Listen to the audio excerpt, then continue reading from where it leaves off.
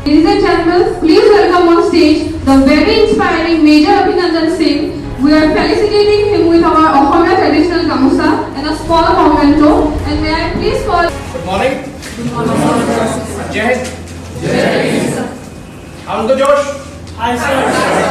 Doesn't look like. One more time, try. Yes, sir. How's the Josh? Hi, sir. Everybody understands Hindi and English? Yes, sir. The place we are sitting in is the land of the great Ahom kingdom and the great Ahom general, in whose name recently the Honorable Prime Minister has inaugurated the statue of valor. What do you mean by valor? The courage, the bravery. So all of you are the young citizens of this great country and come from the land of the great general. तो आपका जो high है उसकी आवाज इतनी होनी चाहिए कि 180-200 kilometre from here across the Tawang border जो चाइनीज बैठे हैं they should tremble with fear that the youngsters of India, the youngsters of Assam, they are ready to take the enemy head on. So we'll say it one more time. How's the Josh? Hi, sir. That's better. The topic of the seminar is to prepare for the UPSC. We'll keep it to the later part. But first, I would like to tell you, if you are already not aware, what is the potential that all of us hold between us, hold within us. Do you guys get demotivated sometimes when you prepare for your exams? Yes, sir. What is the reason? There is lack of self-belief. डर लगता है कि fail हो जाएंगे? Yes, sir. But the question is not that. Fail तो चलो हो जाएंगे, that's okay. That is not the question. The question is, what if we pass? We have to change the way we think. Instead of questioning ourselves, what will happen if we fail? Why not change the thought process entirely? What will happen if we do pass? Believe me, the examination that you are preparing for has the potential not just to change the lives of yourself, your parents, your family, your generations to come, but all of you sitting here, I see in you a potential to take Assam and to take our country to where it deserves to be. So today I am here to tell you that shed aside all your fears, because fears will stop you from being the best versions of yourself. So superimposing the same thing upon the UPSC preparation, I am not asking you not to think. Before you jump into this competition, think very wisely. Discuss with your parents, discuss with your teachers, discuss with your elders, with the toppers who have cleared it. Formulate a very clear-cut strategy. But once this thinking part, this planning part, this strategizing is done, after that, there is no time to think. Because if you think, you will never be able to jump into the swimming pool. The whole point of telling you this is, make a strategy, formulate a plan, and once that is done, then it is action time. It's not the time to think. We were talking that we have fears, कि हम fail हो जाएंगे. Why is that? Because we think. Dedicate all your energy to action once the strategy is ready, once the plan is ready. There is a very famous quote which I have often quoted at various places. It says that look back and you are dead. So once you have set your eyes on the target, that you want to be a civil servant, then there's no looking back. If you ask me, once you jump into the battle, there is no homesickness. There should be a fire within your belly, fire within your heart. Now that I am into the battle, घर में उस दिन जाऊंगा जब जंग के मैदान में अपना जो फ्लैग है, अपने घर का नाम है, वो रोशन करके आऊं. So here I would like to talk a little bit about dreams. So what would you prefer if given an option? The state civil services or the central UPSC? So that's very affirmative and very good to hear. But is it what you're targeting? Or just you are taking UPSC just as a trick shot and your main focus is the APSC? I believe that is not the case. You have heard about that aim for the stars and you land among the moons? You heard that? I will not tell you to aim for the stars. Because many years ago, Dr. Sarabhai told that sky is not the limit, it is just the beginning. Just compare yourself from where you are today to 10 years later where you want to be. If I ask one of you, can stand up and tell me where you see yourself 10 years from now? 2034 में 2034, where do you want to see yourself? Anybody? Have very clearly defined goals that you want to become better. How do you become better? By identifying a few areas in which you will work upon yourself.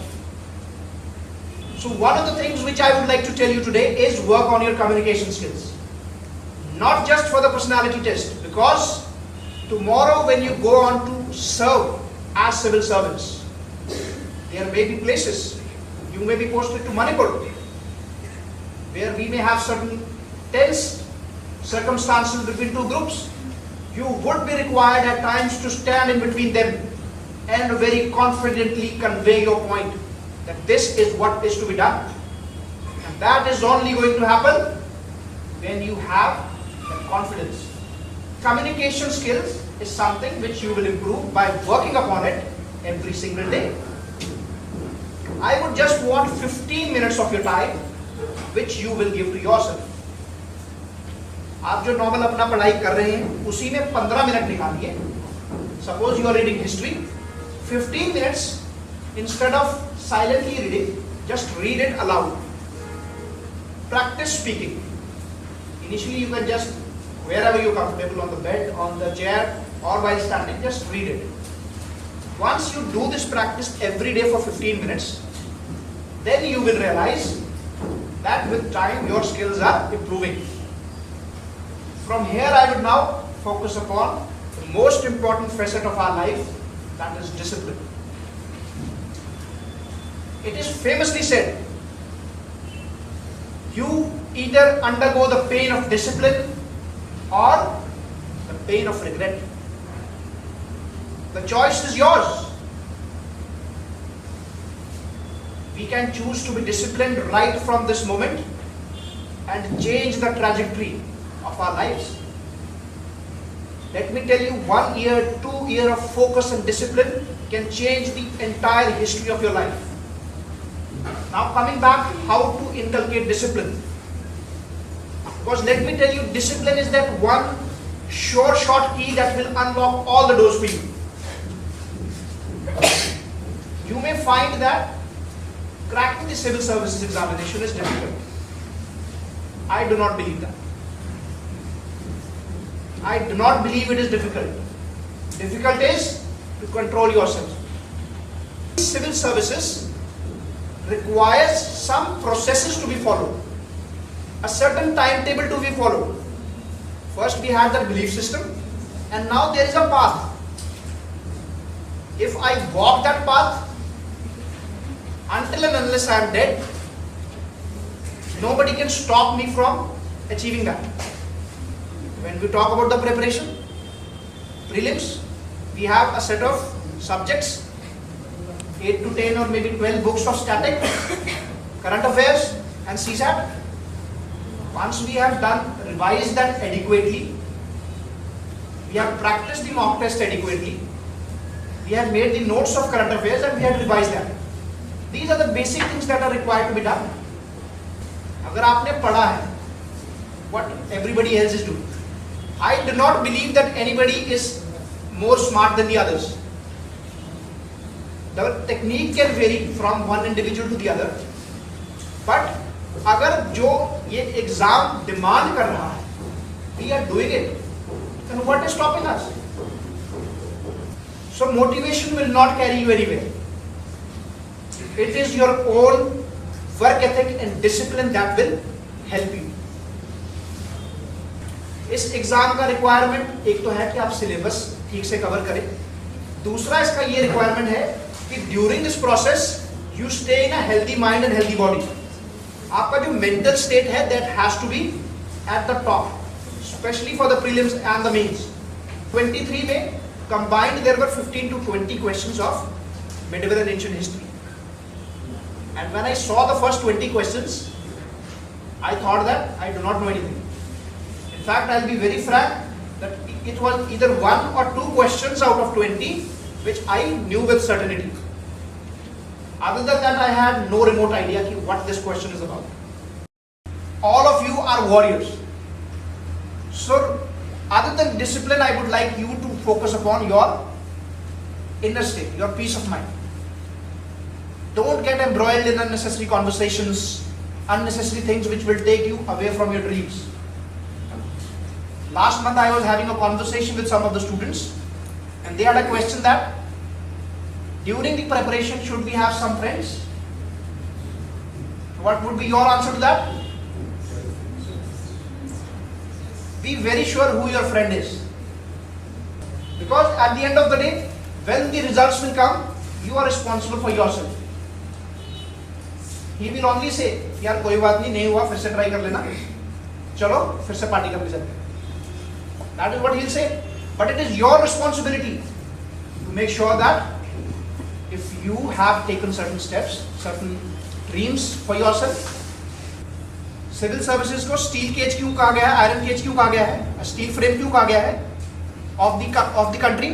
Because they are the ones who build that foundation.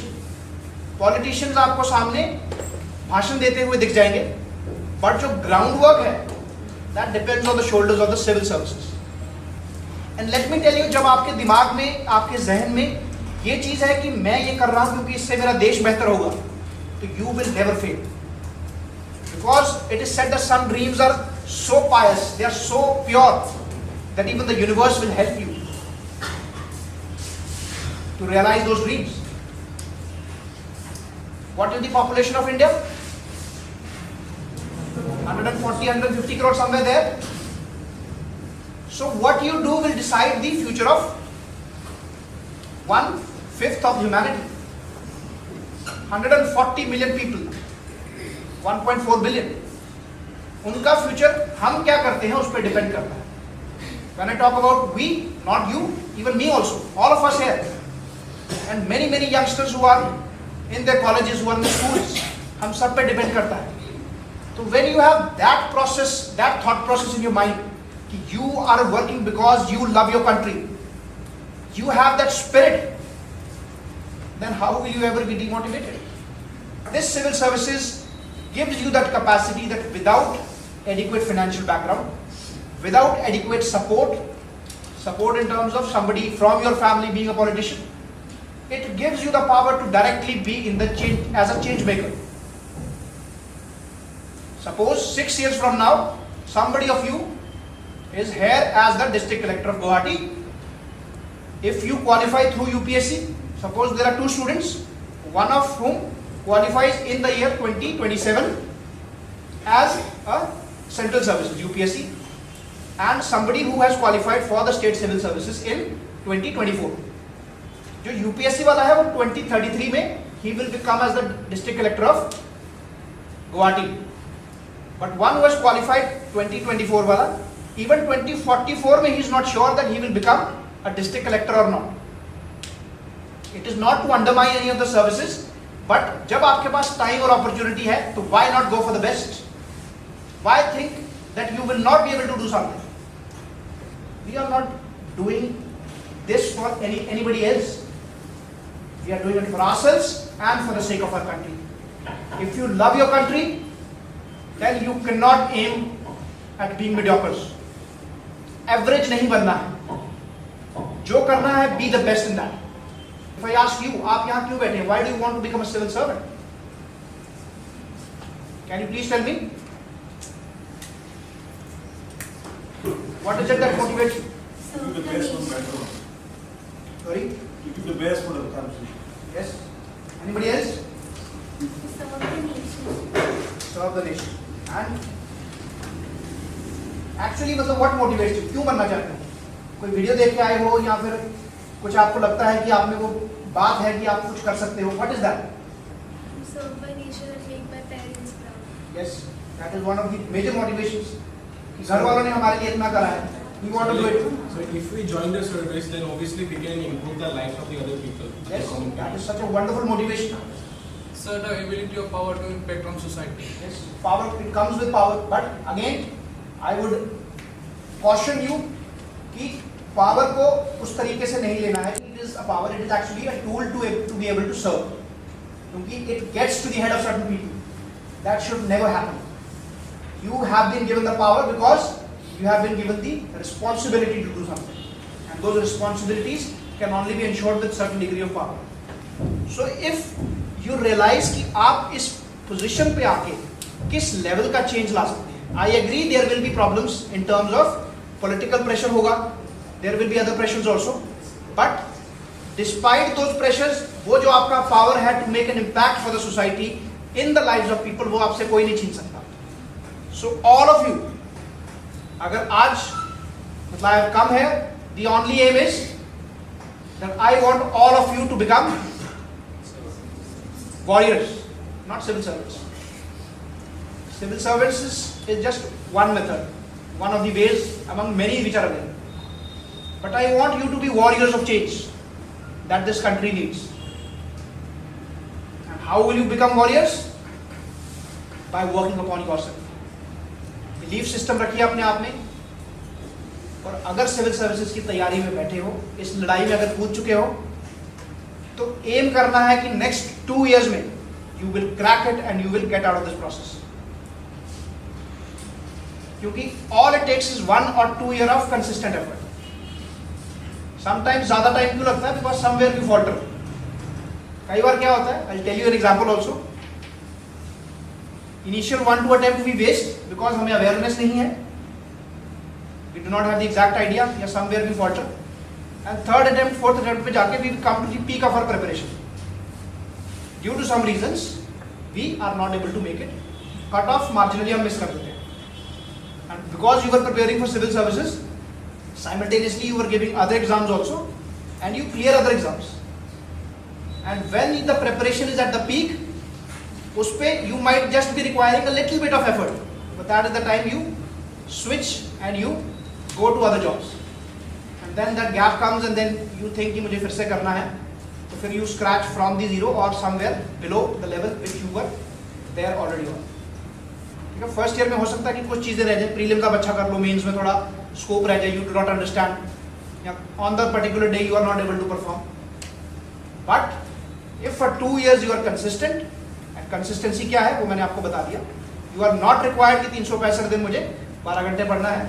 365 में से 320 days study for 8 to 10 hours. 8 would be fine also. 10 also would be fine. ज़्यादा करोगे तो what will happen? You might have experienced also. If I go 12-13 hours a day, 4 दिन 5 दिन पढ़ूंगा, फिर 2 दिन ऑफ लेना पड़ेगा because the body and the mind they get exhausted. Problem ये भी है बच्चों का कि बहुत सारी सोर्सेज, बहुत सारा मीडिया, सोशल मीडिया पे देख के उसने बोला है ये बुक पढ़नी है, you go on to that, you find another topper, he has read another book, you also buy that. वो नहीं करना. बुक्स में कोई ज़्यादा डिफरेंस नहीं है. अगर बेसिक बुक किसी ने बोला read that would be enough. इस एग्जाम का रिक्वायरमेंट है you score 50% of the marks to be among top 100, even less than that. Total marks कितने हैं मेंस के? 2075. So out of 2075, whosoever gets 1000 plus, he is in the top 100. तो 50% marks आपको लेने हैं, तो इसलिए आपको 1000 बुक्स पढ़ने की जरूरत नहीं है। जो बेसिक बुक्स है उसको आप बार बार पढ़ोगे तो 1000 नंबर आपके आ जाएंगे। बट हम क्या करते हैं, हम 2 नंबर एक्स्ट्रा के चक्कर में 4 नई बुक्स पढ़ लेंगे और फिर रिवीजन ना ही पहली का हो पाएगा ना ही दूसरी का हो पाएगा। So that way we complicate the process. तो बिल्कुल थॉट प्रोसेस को सिंपल रखो and with this thought process कि यही चीज़ें करनी है, एक रूटीन बना लीजिए और रूटीन बना के उसको डिसिप्लिन से फॉलो करना। ठीक है, I would be absolutely thrilled कि हम सब जो यहाँ बैठे सारे सिविल सर्विसेज में आके जब भी जिस साल भी आप अटेम्प्ट दो, समवेयर और दी अदर किसी ना किसी सर्विस में you get to be there. क्योंकि स्टेट जो फ्रिंजेस में स्टेट है, north eastern states, I come from Jammu and Kashmir, तो इन स्टेट्स में क्या है, सिविल सर्वेंट्स कम है। तो if in such states people come from outside and serve, they might not be able to understand the problems का real nature. Now if you ask me, I come from Jammu, I come from Akhnoor, so I am absolutely aware कि what are the problems that have persisted since last 20 years, what are the dynamics, वहाँ काम कैसे करता है। Similarly, you are aware if you come from Guwahati, if you come from Tinsukia, if you come from Dibrugarh, you are aware कि what are the problems जो उस area में हैं। You understand the local language, you understand the culture, so you will be able to provide better solutions. So take that power in your hand. Country को हम बाद में बदलेंगे, पहले असम को बदलते हैं, पहले अपने एरिया को बदलते हैं। ठीक है, from there the change will start. If all of us in different states, the youth of India takes it upon itself कि हमें अपने चोजन फील्ड में बेस्ट करना है और अपनी कंट्री को आगे लेके जाना है, nobody can stop you, nobody. But एक लास्ट चीज जो मैं कहना चाहूंगा कि डिसिप्लिन बहुत जरूरी है। डिसिप्लिन का इंपॉर्टेंस, मोटिवेशन डाई डाउन कर जाएगी, बट अगर आप अपनी लाइफ में डिसिप्लिन ले आते हैं, डिसिप्लिन सिर्फ पढ़ाई के लिए नहीं, discipline in the way you conduct yourself, discipline in what you think, छोटी छोटी एक्टिविटीज में प्रॉपर डिसिप्लिन। ऐसा नहीं कि सिर्फ पढ़ाई की बात है, discipline is about the way you conduct yourself. So if you imbibe these habits in yourselves, then believe me, life is going to change upside down in a positive way. All of you have the potential. जैसा मैंने पहले कहा, potential और actuality. एक होता है potential कि carbon में पोटेंशियल है हीरा बनने का, बट वो कब बनेगा हीरा? when it undergoes the pain of discipline of pressure and temperature. ठीक है, shall we wind up? Shall we go on? So before I wind up, after that, this will just take a few questions also. So I am used to quoting certain poetries. You must have heard it, but I'll just again say it so that that fire stays. So the poet says, उठ बांध कमर क्यों डरता है, फिर देख खुदा क्या करता है। ये दुनिया आखिर फानी है, फानी मतलब खत्म हो जाएगी दुनिया की। ये दुनिया आखिर फानी है, ये जान भी एक दिन जानी है, फिर तुझको क्या हैरानी है, कर डाल जो दिल में ठानी है। उठ बांध कमर क्यों डरता है, फिर देख खुदा क्या करता है, फिर देख खुदा क्या करता है।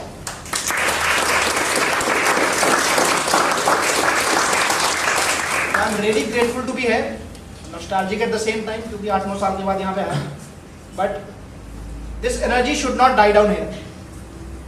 ठीक है, आप सब में वो पोटेंशियल है, और पोटेंशियल से ज्यादा वो आप सब पे रिस्पॉन्सिबिलिटी है। हम कर्जदार हैं इस देश के जो पहले लोग हुए हैं, फ्रीडम फाइटर्स हुए हैं, कि they have given us a country जहां पे हम अपने हिसाब से चीजें कर सकते हैं। तो let's not do injustice to all of this. Understand कि आप सब में पोटेंशियल है और उस पोटेंशियल को आपने रियलाइजेशन तक लेके जाना है। ठीक है, सिविल सर्विसेज को प्रेशर की तरह नहीं लेना है, एक छोटी सी चीज है, इट्स नॉट कॉम्प्लेक्स। हम उसको कॉम्प्लेक्स बना देते हैं। Civil services is achievable, UPSC is achievable. There are people who come from absolutely humble backgrounds, जिनको पढ़ाई में भी 40-50% मार्क्स आते हैं 10th 12th में, even they go on to become civil servants. क्यों? क्योंकि वो एटीट्यूड है कि गिव अप नहीं करना है। तो never give up. That is the only thing that we need to inculcate in ourselves. So we'll be taking questions now. So yeah, please. Good afternoon, sir. Sir, myself Vishal Kakwari. I'm working as an assistant professor, and I'm also pursuing PhD from Guwahati University. Basically, sir, I'm really admired by your experiences in Indian Army. Basically, my father was also from Indian Army. I just want to ask you, we are preparing for civil services, and we have all sorts of materials we have. But how to keep on memorizing the answers, and how to keep on by hunting it and remembering it every time. How to solve the problems of all these things. How shall we go ahead with it? At some point of time, we will have some experiences we will tend to forget it, and we will also have other sorts of distractions all sorts of competition, pressures, and everything. So how to cope up with all these things? Can you just highlight upon that? Vishal? You're Vishal? Yes, sir. So पहले the first thing that I would like to address is the competition की जो बात करी आपने. I agree there are 10 lakh students who are appearing or who fill the forms, 7-8 lakh appear also. But one thing that we all need to realize कि हमारा competition किसी के साथ नहीं है. We are not competing with anybody. There is only one person we are competing with, and that is the one जो हम सुबह उठ के मिरर में देखते हैं. अगर आप उस आदमी को हराने में कामयाब हो जाते हैं, then that 10 lakh will automatically not be seen. ठीक है? That competition, that pressure is self-created. ठीक है? Competition नहीं है. Competition जितना है उतना ही रहेगा. ठीक है? तो competition पे हमारा फोकस नहीं है. हमारा है अपने आप को हराना. How do we do that? By staying disciplined. अपने indisciplined self से हमारा competition है. हमारी लथार्जी से हमारा competition है. हम जो रूटीन फॉलो करनी है वो नहीं करते हैं, उससे हमारा कंपटीशन है. ठीक है? That is the first thing. So forget about the fact कि आपका कंपटीशन उन लोगों के साथ है जो दिल्ली में बैठे हैं, जो मुंबई में बैठे हैं, जो बैंगलोर में बैठे हैं. It is not. आपका कंपटीशन उस एक इंसान के साथ है जिसके साथ आप 24 घंटे रहते हो. The first thing. सेकेंड, आपने बात करी कि मेमोराइज कैसे करना है. तो जितना ज़्यादा आप समंदर इकट्ठा करोगे तो पानी पीने में उतना दिक्कत होगा. ठीक है? लिमिटेड सा रखना है. एक बॉटल में पानी डाल के रखोगे तो you will be able to finish it well in time. बार बार पी सकते हो. तो फर्स्ट थिंग इज आप आइडेंटिफाई करिए कि ये सोर्सेज हैं स्टैटिक सब्जेक्ट की, ये मेरा ऑप्शनल सब्जेक्ट है. अगर यूपीएससी का दे रहे हैं तो ऑप्शनल में ये चीज़ें हैं, नोट्स बना लीजिए. वंस दैट इज रेडी, उसके बियॉन्ड आपको मे बी माइनर एडजस्टमेंट करना पड़े कि वैल्यू एडेड मटेरियल आपको कहीं से मिलता है, दैट यू ऐड. कुछ रिपोर्ट आती है या फिर कोई लेटेस्ट न्यूज़ है, कोई प्राइम मिनिस्टर कोई श्लोक यूज़ करते हैं, एथिक्स में यूज़ कर सकते हैं आप. अदर देन दैट, आपने एक बार अपना रिसोर्सेज फाइनलाइज कर लिया, to not deviate from that. Make a routine जिसमें आप बार बार उसको रिविजन करें. अगर आपने नेक्स्ट ईयर अटेम्प्ट देना है तो from now if you revise it 10 times तो ऑटोमेटिकली थिंग्स विल कम. ऐसा नहीं है कि जैसे हम स्कूल में पढ़ाई करते थे कि लिमिटेड सिलेबस है, उसी बुक को बार बार ऐसे रटने बैठे, वैसा नहीं. इसकी प्रिपरेशन ऐसे नहीं होती. आपको चीज़ों को समझना है और बार बार पढ़ना है. That is the process of memorising. अगर आप बोलो कि एक ही बुक को आप बार बार पढ़ते रहो, मतलब बाकियों को आप वो ना करो, मेमोराइज ना करो या फिर रिवाइज ना करो, तो that is not going to serve the purpose. आप रूटीन बनाओ. सपोज 1.5 महीने का आपने शेड्यूल बनाया, उस 1.5 महीने में आप सारा सिस्टैटिक का सिलेबस कवर करिए. 3-4 दिन का ब्रेक लो, फिर again start with second reading.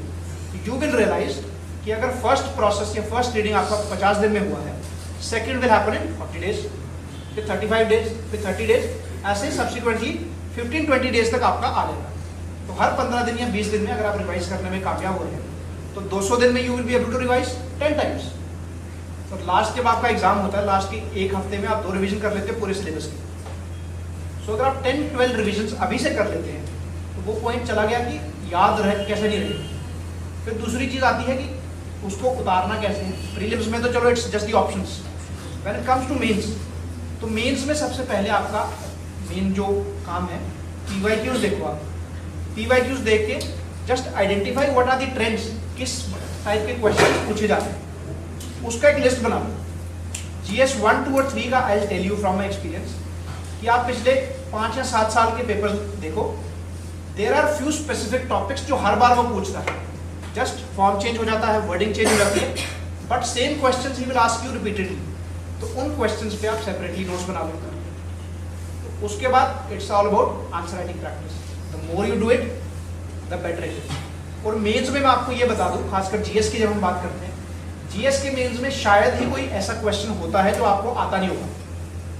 थोड़ा बहुत क्वालिटी में ऊपर नीचे हो सकता है, but there will hardly be any question जो आपको आता नहीं होगा अगर आपने पूरा सिलेबस पढ़ा हुआ है. The main fight in the mains is to finish 20 questions in time. You may know everything, or everything जानने के चक्कर में you may only be able to attend 15 questions only. 5 छूट गए तो अगर 15 नंबर गए तो 75 तो बिल्कुल ही जीरो हो गया, 75 मार्क्स तो छोड़ ही दिया आपने। तो main point in mains is practice करके जाना है कि सारे जो क्वेश्चंस हैं आपके टाइमली खत्म हो पाए। That will only happen when you have done adequate answer writing practice. I hope I've been able to address your question. Good afternoon, sir. Sir, first of all, I am very lucky and very happy कि आपसे ये बात करने का मौका मिला है। Sir, मुझे ये पूछना था कि अक्सर ये कहा जाता है कि जो हिंदी मीडियम है उसमें जो स्टूडेंट्स होते हैं वो सिलेक्शन नहीं हो पाता है। तो सर क्या ये सच है? Because I M Hindi medium. ये बिल्कुल सच नहीं है। पहले टाइम पे शायद सच होता होगा।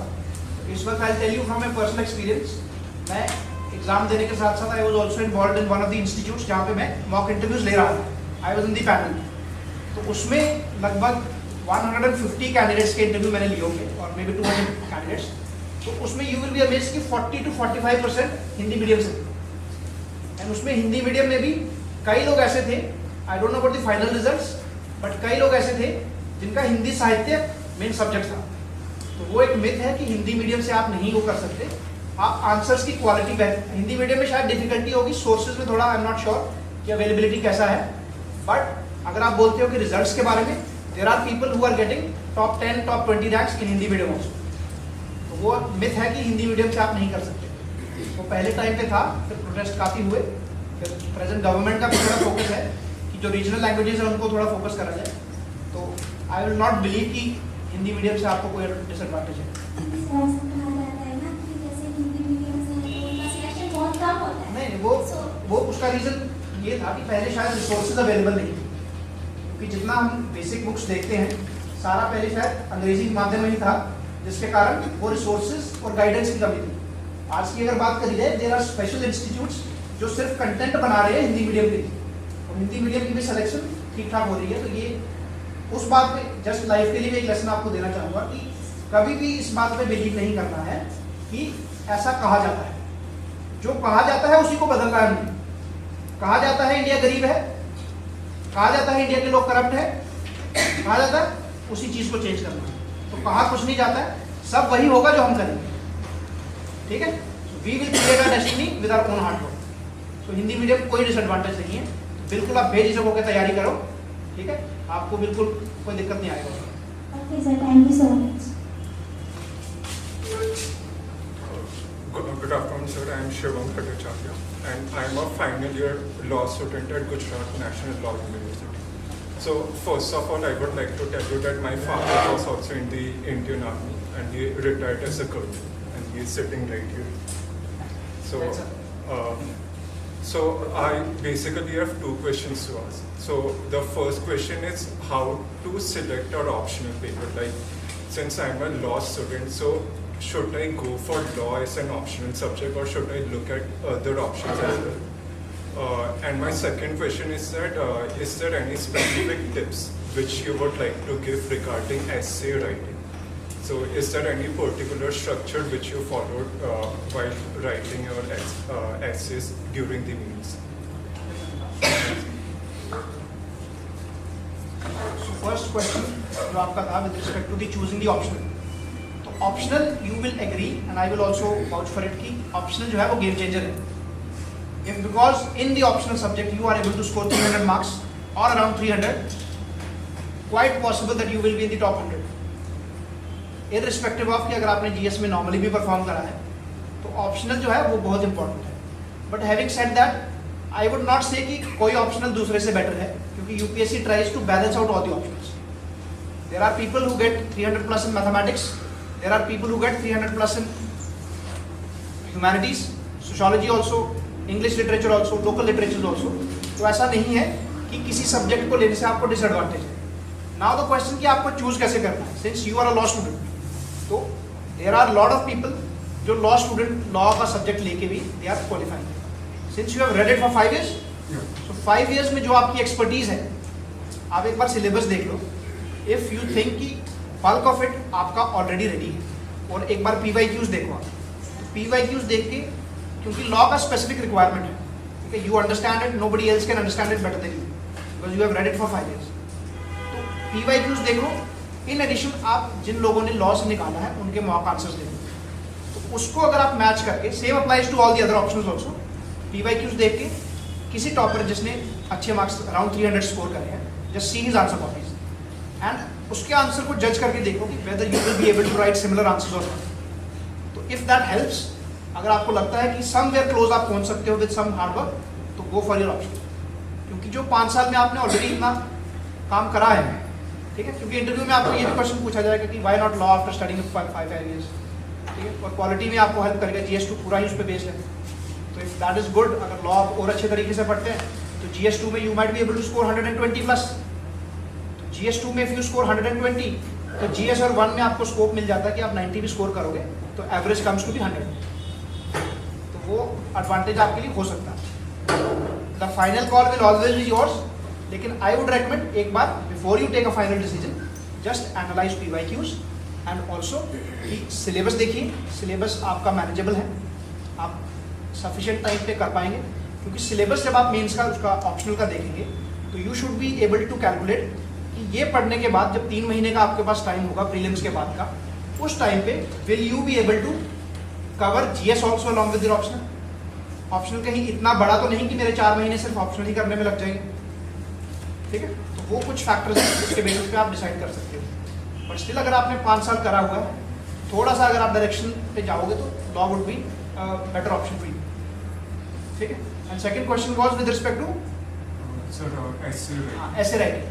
तो ऐसे राइटिंग का ये है कि आपको देखो आज की डेट में UPSC is answering more and more philosophical essays, ठीक है। तो philosophical essays, if you ask me because I am a student of philosophy also, तो philosophical essay as compare to general essay, suppose general essay में आपको आ जाएगा कि how to overcome gender discrimination और how to fight for the women rights, उस तरीके से something related to the women rights और something specifically related to environment. तो उन एसेज में क्या होता है, you are required to stick to a particular framework, जो कि अगर जेंडर डिस्क्रिमिनेशन का है तो women rights, history of that, all that. But अगर आप फिलोसॉफिकल एसे चूज करते हैं, for example one of the essays जो लास्ट ईयर आया था कि a ship is safe in the harbour but that is not what a ship is meant for.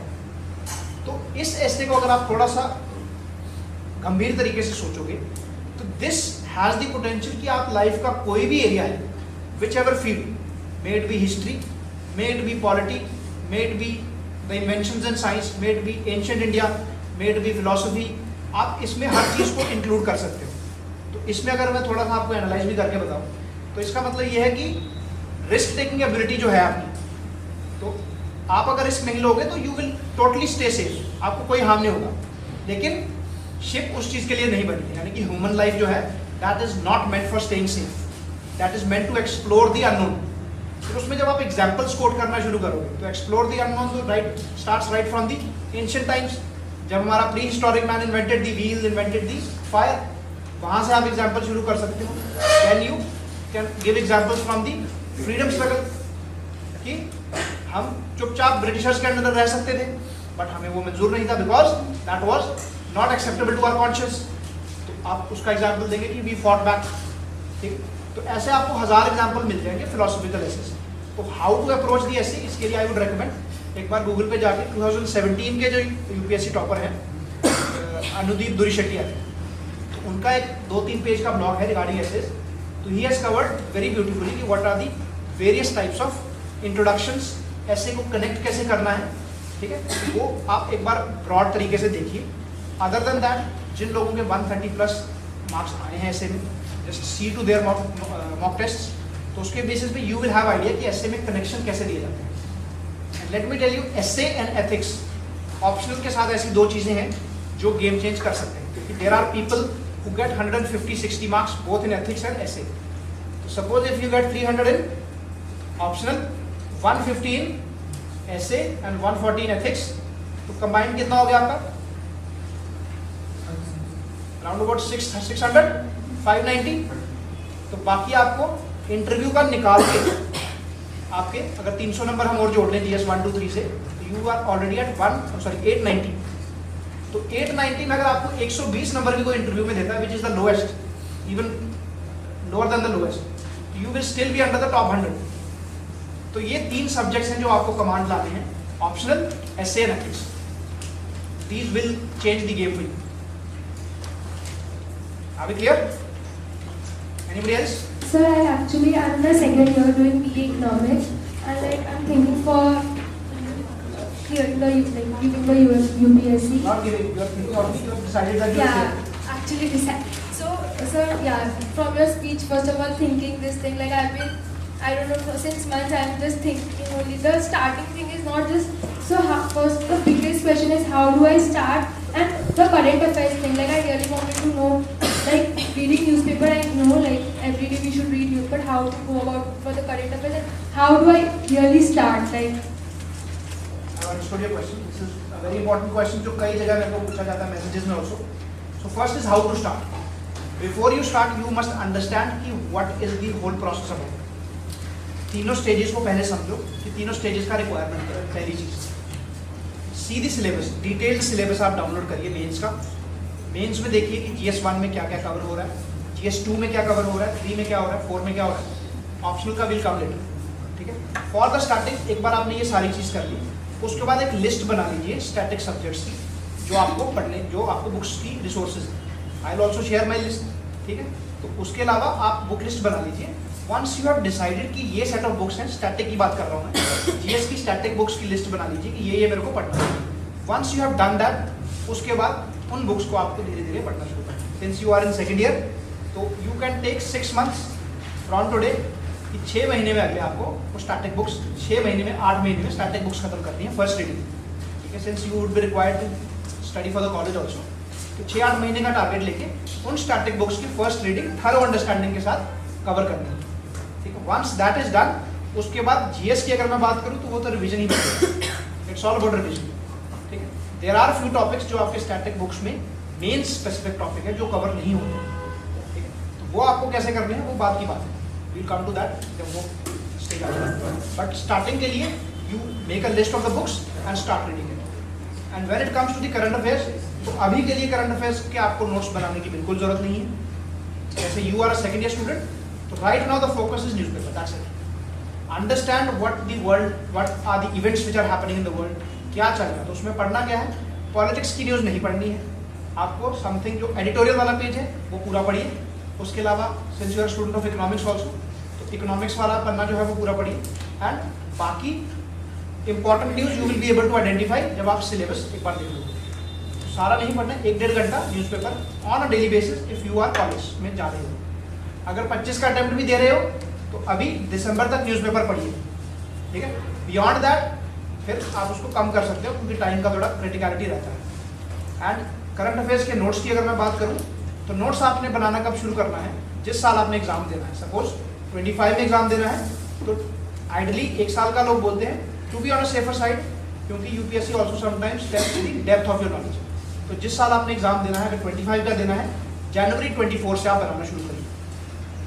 लेकिन notes जब बनाएंगे तो एक चीज़ का ध्यान रखें, अगर आप हैंड रिटन नोट्स बना रहे हैं तो कोशिश करिए कि 1 महीने का जो कंपाइलेशन है that is not more then 40 pages, 30-40 pages के बीच में.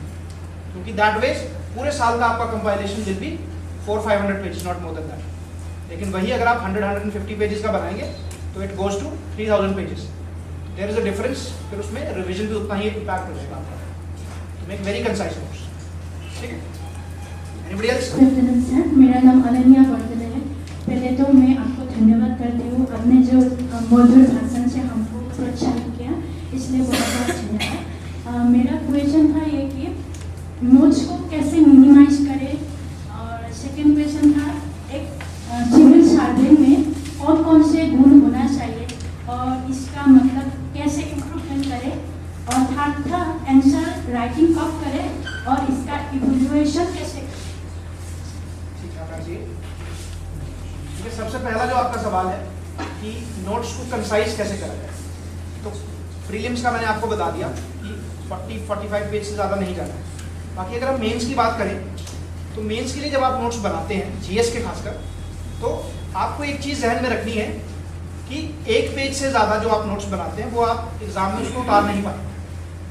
एट मैक्स किसी भी टॉपिक में जो आपका नोट बन रहा है, एक A4 शीट लीजिए, उसका फ्रंट और बैक, उससे ज़्यादा नोट नहीं होना चाहिए आपका, ठीक है। That should be the bottom line. कई टॉपिक होंगे जो लेंथी हो जाएंगे, तो that you can do, but अगर ये आपका टारगेट रहेगा कि किसी भी टॉपिक के आपने जो नोट्स बनाए हैं they are only 1 page long, तो उसमें क्या है, उस एक पेज पे आप वही लिखोगे जो इंपॉर्टेंट है। फालतू की, सपोज मैं एग्जांपल के तौर पे अगर आपको दे रहा हूँ, सपोज कोई पॉलिटी के नोट्स बना रहे हो, ठीक है, GS2 के नोट बनाओगे, तो GS2 के हिसाब से क्या इंपॉर्टेंट है, सबसे पहले सपोज कोई टॉपिक है कोऑपरेटिव्स, ठीक है, तो कोऑपरेटिव्स के बारे में सबसे पहला जो आपने नोट में लिखना है कि कॉन्स्टिट्यूशन का कौन सा प्रोविजन है जो कोऑपरेटिव से डील करता है, वो आपने लिख दिया। उसके बाद आपने सुप्रीम कोर्ट की कोई जजमेंट्स हैं या हाई कोर्ट की कोई जजमेंट्स हैं जो कोऑपरेटिव्स के कंसर्निंग है, वो आपने 3-4 लिस्ट कर ली, उसका एक लाइन पे लिख लिया कि क्या क्या इसकी मेन आउटकम्स क्या थे जजमेंट। उसके अलावा कोऑपरेटिव्स में क्या अभी गवर्नमेंट ने रिसेंट क्रिएशन करा है, मिनिस्ट्री ऑफ कोऑपरेशन क्रिएट करा है, उसके अलावा जो लेटेस्ट अमेंडमेंट्स लाए हैं मल्टी स्टेट कोऑपरेटिव एक्ट को लेकर, उनके मेजर पॉइंट्स लिखे।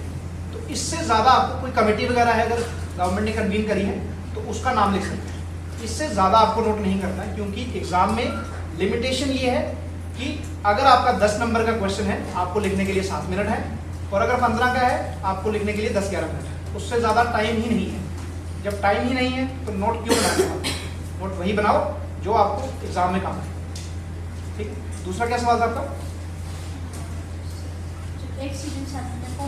तो सिविल सर्वेंट के लिए देखिए, सिविल सर्वेंट के लिए वो सारे गुण जरूरी हैं जो मैंने बात करी, कि आपकी पर्सनालिटी वैसी होनी चाहिए सबसे पहले कि आप लोगों के लिए अप्रोचेबल हो। जैसा बात करी गई, पावर की बात करी हमने, तो पावर एक वो जरिया है जो आपको लोगों की सेवा करने में हेल्प करेगा। तो पावर को आपने ऐसे नहीं कंसिडर करना है कि मुझे कोई अलादीन का चिराग मिलेगा कि अब मैं किसी की बात सुनूंगा नहीं, पहली चीज़। तो you have to be empathetic, लोगों की जो सिंपथीज है, उनके ग्रीवेंसेस है, उनके साथ फील करके you will only be able to solve them जब आप उसको फील करोगे, ठीक है।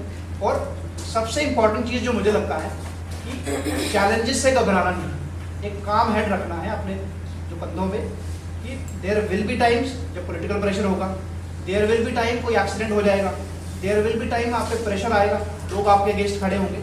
तो ऑल दैट जब भी प्रेशर वाली सिचुएशन होगी, अगर आप अपने आप को काम रखने में कामयाब हो जाते हैं, that is the most important quality, ठीक है। इससे इंपॉर्टेंट नहीं है, बाकी भी है, बट अगर एक मोस्ट इंपॉर्टेंट अगर आप मेरे को बोलो कि प्रेशर में टूटना नहीं है, प्रेशर आएगा डेफिनेटली, क्योंकि जहाँ पावर है वहाँ रिस्पॉन्सिबिलिटी है, और जहाँ रिस्पॉन्सिबिलिटी है वहाँ पे बहुत प्रेशर है, ठीक है। बट प्रेशर हैंडलिंग कैपेसिटी आपको अपने में डालनी है, क्योंकि ये मैं आपको बता दूँ, सिविल सर्विसेज का एग्जाम क्लियर करना एक बात है, बट एग्जाम क्लियर करने के बाद एक्चुअल सर्विस में जाना it's entirely different thing. Exam ये है आप अपने से लड़िए, once you are on the other side you will be fighting with people, you will be fighting with politicians, you will be working under them. शायद कुछ ऐसे ऑर्डर्स आए आपको, you might not agree to that, but आपको करना पड़ेगा, ठीक है। वो जो प्रेशर हैंडलिंग कैपेसिटी है that is the most important. Good afternoon, sir. Sir, my name is Chandra Veda. I am a first year BD student. Sir, I want to know that how to prepare from now and what resources should I follow in order to crack the exam. So, अभी अगर आप first year में हैं तो पहली चीज़ जो आप immediately शुरू कर सकते हैं that is the newspaper. Newspaper शुरू करिए, हिंदू ऑब्लिक इंडियन एक्सप्रेस, उसको डेली बेसिस पे पढ़ना है टिल द टाइम जिस साल आपने एग्जाम देना है उस साल तक रेगुलरली आप पढ़िए, that is the first thing. Second है, आप जैसे मैंने पहले बताया कि सिलेबस को देखिए, पूरा रिक्वायरमेंट को अंडरस्टैंड करिए कि पूरा है क्या, कौन कौन से सब्जेक्ट्स हैं और कौन कौन से आपको कितना टाइम देना है हर चीज़ को। तो उसके अलावा क्योंकि फर्स्ट ईयर में है अभी आप, तो लिस्ट बनाने के बाद बुक्स की list I share with ma'am also, ठीक है, ma'am will share with you. तो वो लिस्ट लेके आप उसको धीरे धीरे पढ़ना शुरू करिए। आपका जैसे टारगेट है कि by the end of second year आपका चीज़ें रेडी होना चाहिए, क्योंकि अगर आप थर्ड ईयर के इमीडिएटली बाद आपने एग्ज़ाम देना है तो सेकेंड ईयर के एंड तक आपका जीएस खत्म हो जाए और थर्ड ईयर में आप अपना ऑप्शनल रेडी कर लेंगे, so that by the time exam है आपकी सारी चीज़ें। ब्रॉड टाइमलाइन ये रहेगा, बाकी माइन्यूट डिटेल जैसा जैसा आप आगे बढ़ेंगे तो you will be able to identify कि क्या करना है, कैसे करना है। Good afternoon, sir. My name is Vishal Chandra Das. I wanted to ask you, sir, that there are many sources to prepare the UPSC exam, sir. Sir, what are the trusted sources according to you that we can use it to our? Generally trusted की बात है तो आप किसी भी topper से पूछोगे there will be certain books which are common. अगर आपको कोई प्रॉब्लम आ रहा है तो you can do one thing. 3 या 4 टॉपर्स की आप स्ट्रैटेजी सुनिए, उनकी बुक लिस्ट देखिए. ठीक है, उनकी बुक लिस्ट में जो जो कॉमन है वो तो उठा लीजिए. ठीक, बाकी उसके अलावा अगर कोई दूसरी बुक भी उठाते हैं, सोर्स से ज़्यादा डिफरेंस नहीं क्रिएट होने वाला, that I can tell you. क्योंकि it is not the source that will win it for you, it is you who will work upon the source and win it for you. ठीक है, आप history की जैसा मैंने कहा R S Sharma पढ़ रहे हैं वहाँ से भी ठीक है. अगर आपने कहीं दूसरी बुक पढ़ी है, कंटेंट सेम होना चाहिए, थोड़ा बहुत डिफरेंस हर बुक में होगा. तो सोर्स से ज़्यादा डिफरेंस नहीं आने वाला है. ठीक है, तो आप एज अ गाइडिंग लाइट ये ले सकते हैं कि आप 4 टॉपर्स का इंटरव्यू सुनिए जिन्होंने बुक लिस्ट शेयर करी है. वो बुक लिस्ट आप नोट कर लीजिए, जो जो कॉमन है उसको सर्कल करके अनडाउटेडली वो आपकी सोर्स हो जाएगी. बाकी जो ज़्यादा इंटरेक्ट जिसमें ज़्यादा कॉमन आपको मिलता है, सपोज 2 लोगों ने रेकमेंड करी है जो बुक, वो आप उठा लीजिए. बट बारिंग दैट आपको एडिशनल बुक नहीं उठाना है. सोर्स से कॉम्प्लिकेशन नहीं करना है, मतलब है ज़्यादा बुक्स किसी चीज़ की नहीं उठानी. क्वालिटी अगर लक्ष्मीकांत है तो लक्ष्मीकांत से ही पढ़ना है. स्पेक्ट्रम काफ़ी लोग एडवाइस करते हैं और मुझे भी अच्छा लगता है कि Spectrum is a very comprehensive book जिसने बड़े अच्छे तरीके से कवर करा है. Spectrum you can take. बाकी थोड़ा बहुत लेफ्ट राइट डिफरेंसेस होंगे बुक्स में, बट डिफरेंसेस से घबराना नहीं, क्योंकि बुक का सिर्फ कवर चेंज है.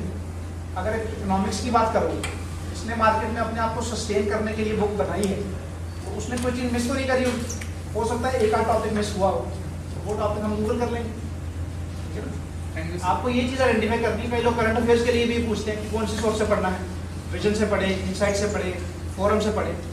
आपको ये चीज़ रियलाइज करना है कि यूपीएससी की जो मार्केट है दैट इज़ वेरी कॉम्पिटिटिव. अगर मंथली करंट अफेयर्स आप किसी सोर्स से उठा रहे हैं, सपोज आप विजन से पढ़ रहे हैं और फोरम आपने मिस कर दिया, ठीक है, तो जो फोरम ने जो एडिशनल, सपोज जनवरी के महीने में फोरम ने कोई बहुत इंपॉर्टेंट टॉपिक कवर करा है, विजन को नहीं कर पाया, तो आपको लगता नहीं कि विजन की जो टीम होगी ये बाकी मार्केट वाले नोट्स भी पढ़ती होगी.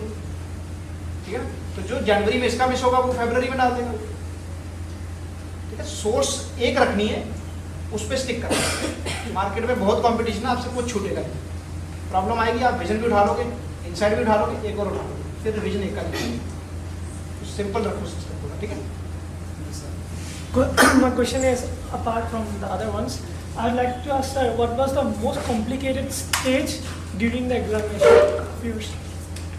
कॉम्प्लिकेट स्टेज जब तक आप शुरू नहीं करते हो उसके बाद एक सॉल्व, मतलब मेरे लिए फाइट है तो because may be by the virtue of army की ट्रेनिंग के कारण, या फिर वो एटीट्यूड रहा है कि चीज़ें टफ लगती नहीं है. ठीक है, और दूसरी चीज़ है कॉम्प्लिकेशन खुद ही नहीं करना. कॉम्प्लिकेटेड स्टेज नहीं है, कॉम्प्लिकेटेड आपका थॉट प्रोसेस है. प्रीलिम्स की रिक्वायरमेंट है, उसको समझो. कॉम्प्लिकेशन कब आता है? जब रिक्वायरमेंट हमने समझी नहीं और हम जलेबी की तरह अपने ही मतलब सेल्फ क्रिएटेड प्रॉब्लम्स में उलझते जाते हैं. तो वैसा नहीं करना. कोई स्टेज कॉम्प्लिकेटेड नहीं है, हर स्टेज की रिक्वायरमेंट्स डिफरेंट है, वो आपको आइडेंटिफाई करनी है. अगर आप उन रिक्वायरमेंट्स को नहीं मीट करते हो देन इट बिकम्स कॉम्प्लिकेटेड. तो अपने आप में स्टेज कोई भी कॉम्प्लिकेटेड नहीं है. ठीक है, बस रिक्वायरमेंट्स तीनों स्टेजेस की अलग अलग है, वो आपको समझिए. प्रीलिम्स में it's more about revision. Mains की बात करें, रिविजन के साथ आपको बहुत सारा लिखना पड़ता है. ठीक है, नहीं लिखोगे तो कॉम्प्लिकेट हो जाएगा. ठीक है, और जहाँ रही बात पर्सनालिटी टेस्ट की, तो पर्सनालिटी टेस्ट में नॉलेज आपके पास ऑलरेडी है, क्योंकि अगर आप पर्सनालिटी टेस्ट के लिए आपको कॉल लेटर आया है तो इट मीन्स आपने मेंस क्लियर करा है. तो मेंस क्लियर करा है तो यू हैव दैट नॉलेज. ठीक है, जब नॉलेज है तो किस चीज़ की कमी रहेगी? अपने स्किल्स की.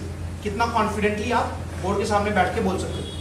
तो that is not going to happen immediately after the mains. तो उसकी तैयारी आज से शुरू करनी पड़ेगी. ठीक, तो अपने आप में कोई चीज़ कॉम्प्लिकेटेड नहीं है. ठीक है, कॉम्प्लिकेटेड हम बनाते हैं उसको. हम बनाना चाहें जलेबी सीधी भी बना सकते हैं, but we do it like this. Complications चीज़ों को खराब करते हैं. सिंप्लीफाई रखना है आपकी रिस्पॉन्सिबिलिटी. ठीक है. So my question would be, as I'm preparing, like, so the subjects or the contents of UPSC and the knowledge that we need, it's very vast and to be honest a bit confusing as well. So when I'm studying, the main issue that I face is of retaining the information that I have studied. So what are your strategies to retain as well as revise those subjects? So for example, should I study one subject till I'm thorough with it, or should I study one subject and then revise it after like a few days again? Continue from where I left. It is about simplifying the whole thing. जहाँ तक बात कही आपने कि बहुत vast syllabus है, I would beg to disagree because vast है, but इतना ज़्यादा वास्ट नहीं. If you ask about the GS की कितनी रिसोर्स, कितनी बुक्स से आप पढ़ रहे हैं? What are the books? Take a minute and calculate and tell me. How many books do you have? So I've actually studied recently. It's been 1 month. So currently But still you I'm must have the studying list. आपके history. पास list होगा. Yes, sir. History के कितने books हैं? So I only studied NCERT and general knowledge. History की 3 sources. One for modern, one for medieval, and one for ancient. 3. One for economics. 4. One for polity. 5. 2 for geography. 7. 1 for art and culture. 8. 1 for environment. 9. Any subject which is left? Economy was covered. Science and technology. Science tech is a part of current affairs. Prelims, let's focus first on the prelims. 9 books. Yes. Other than that, any other thing we have left? कोई subject हमने miss करा? 9. हाँ? Art and culture done. So let's make it 10. So there are 10 books, not more than that. तो यही 10 books से पढ़ना है. How fast is that? एक बुक को जब आप फर्स्ट रीडिंग करेंगे, take 20 days. सबसे बड़ी जो मतलब in terms of comprehensiveness, economy हो सकता है, पॉलिटी हो सकता है, मॉडर्न हिस्ट्री हो सकता है. ये 3 सब्जेक्ट हैं जो बहुत बड़े हैं. तो इसके लिए टेक 20-25 डेज फर्स्ट रीडिंग के लिए. What I have done for simplify, मैंने कभी भी 2 सब्जेक्ट पैरेलली नहीं पढ़े. I only pick up, suppose I pick up history, I know कि हिस्ट्री के this many pages are there, I have this much time available for next 6 days. तो अगर मुझे 6 दिन में खत्म करना है तो मुझे क्या पेज करना है, तो that calculation becomes easy. Some people prefer multiple also, that is also fine, but मेरे लिए सिंप्लीफाई करना थोड़ा ज़्यादा बेहतर रहता है. तो इसलिए suppose for history first reading it might take time, for subsequent readings suppose I make a target कि 6 दिन में मुझे हिस्ट्री करनी है, तो आई नो कि 6 दिन में मैं हिस्ट्री पढ़ूंगा. Barring history I only read current affairs और प्रैक्टिस सीसा, स्टैटिक और कुछ नहीं पढ़ूंगा. तो 6 दिन में मेरा हिस्ट्री खत्म हो जाएगा. ठीक है, तो ऐसे करते करते फर्स्ट रीडिंग अगर आपने कर रखा है तो एवरी, जैसे हमने पहले बात करी, एवरी 45 डेज आपका रिविजन होना ही होगा. 45 डेज के बाद ब्रेक लीजिए, फिर सेकंड रिविजन, फिर थर्ड रिविजन. नेक्स्ट क्वेश्चन की वो रिटेंशन कैसे आना है. The more you revise the more retention value comes. Complicate नहीं करना है. ठीक है, चीजें इतनी वास्ट नहीं है जितनी we are painting it to be. ठीक है, it is not that vast a syllabus. 10 books तो आप मतलब स्कूल लेवल पे भी पढ़ते थे, कॉलेज में भी शायद पढ़ी होंगी. करंट अफेयर्स एडेड एलिमेंट है, but you are preparing for civil services तो थोड़ा तो एफर्ट मारना पड़ेगा. ठीक है. Anybody else? Good afternoon, sir. Sir, my question is for current affairs. Is it better to follow monthly magazine or to make self notes every day? देखो, अगर आप मंथली मैगजीन भी फॉलो करते हो, from that also I would recommend notes आपको बनाना ही पड़ेगा. क्योंकि if you focus on the monthly magazine, तो राउंड अबाउट अगर विजन का भी ले रहे हो तो इट हैज 150 पेजेस कंपाइलेशन. तो अगर आपको सिर्फ 12 महीने का भी करना है तो it amounts to 3000 pages at the end of the year. तो बट अगर आप मंथली से पढ़ रहे हैं तो उसको आपने, जैसे मंथ का अगर आप अभी से शुरू कर रहे हैं तो 1 month is 150 pages. Suppose we are in the month of May का current affairs comes around 20th of June. तो 20 जून को आपने शुरू कर लिया नोट्स बनाना. You have time from 20th June till 20th of July May का current affairs cover करने के लिए. 150 pages, you read 10 pages every day. हर 10 पेज को कंसाइज करके 2 या 3 पेज बना लो. तो उस तरीके से यू कैन डू. अगर आप डेली बेसिस पे भी करते हैं तो और भी ज़्यादा कंफर्टेबल है और रिवीजन वैल्यू आपकी ज़्यादा हो जाएगी उसमें. क्योंकि जो डेली करंट अफेयर्स है that comes for 6 days a week. Sunday को नहीं आता और 1 डे अ वीक नहीं आता. तो 6 दिन आपने नोट्स बनाए, 7th डे रिवाइज है.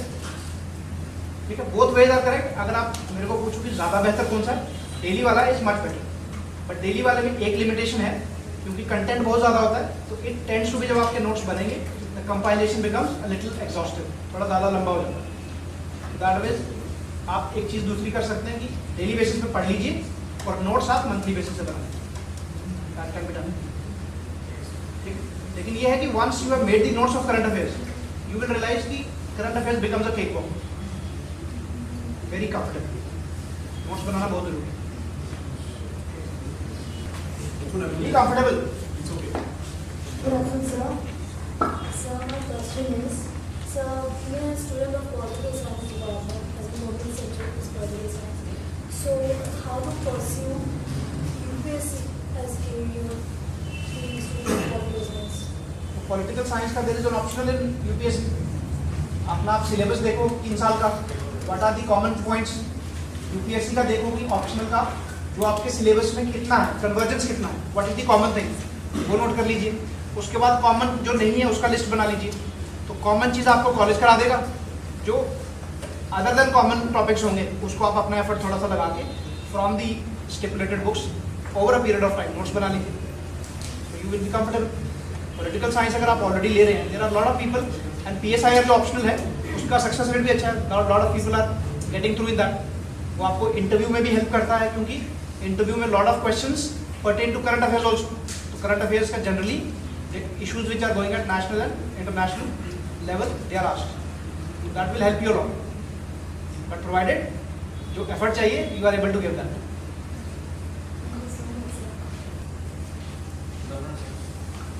Sir, I will be asking for interview process today.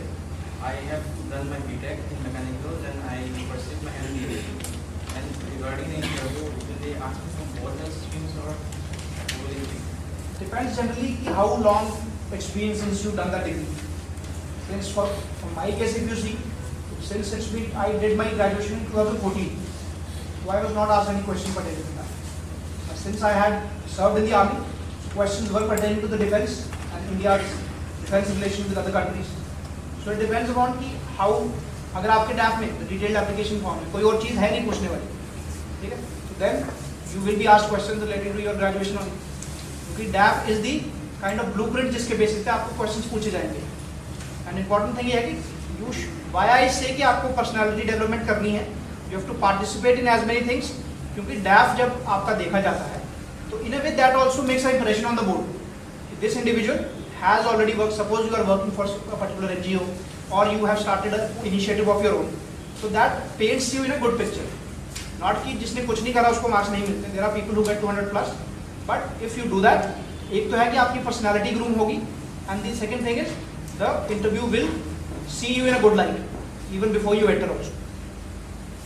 ठीक है, अगर कुछ भी चीज़ गलत नहीं है, आपने अगर इंजीनियरिंग करी है, फिर MBA करा है, फिर उसके बाद फिर से आर्ट्स में भी डिग्री करी है, कोई दिक्कत नहीं है। Only thing is when asked a question about that, you should be able to justify very comfortably in front of the board कि आपने ऐसा क्यों करा। ऐसा नहीं होना चाहिए कि बोर्ड को लगे कि you are a directionless ship, पहले यहाँ गए, फिर यहाँ गए, फिर यहाँ गए, क्यों गए वो बताओ। If you are able to justify, everything is valid. ठीक है, we'll wind up if there are no questions. Still, if there are questions, I'll be here for some time. You can ask. Thank you, everyone. It's been a pleasure being here. Thanks to ma'am and thanks to the team for having me here. It's actually been